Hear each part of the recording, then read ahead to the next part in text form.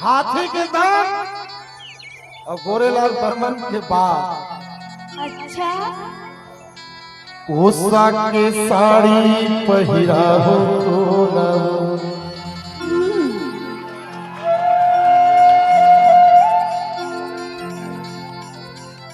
चांदी के साड़ी पहिरा हो तो सोने के कंगना पहिरा हो तो गिरौदपुरी के मेला ले जाओ तो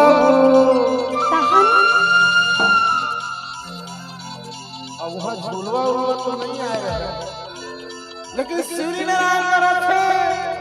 हाँ हाँ ढेलवा के झूलना झूला हो लगो उषा के साथ पहिरा हो तो चांदी के साथ पहिरा हो तो सोने के कंगना पहिरा हो तो झूलवा के झूलना झूला हो तो ढेलवा के झूलना झूला हो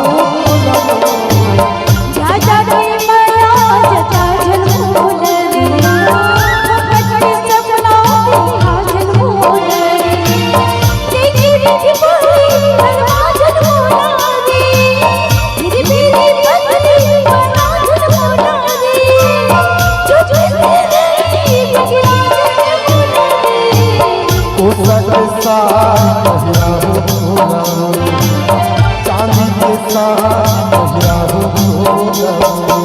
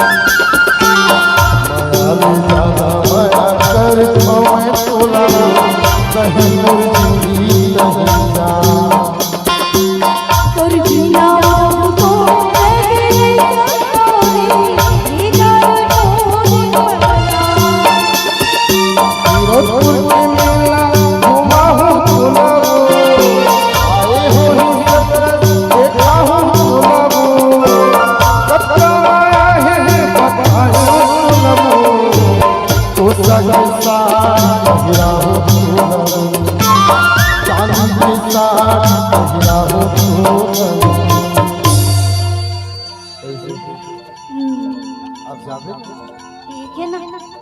जाबे ना जाऊँ मान गई।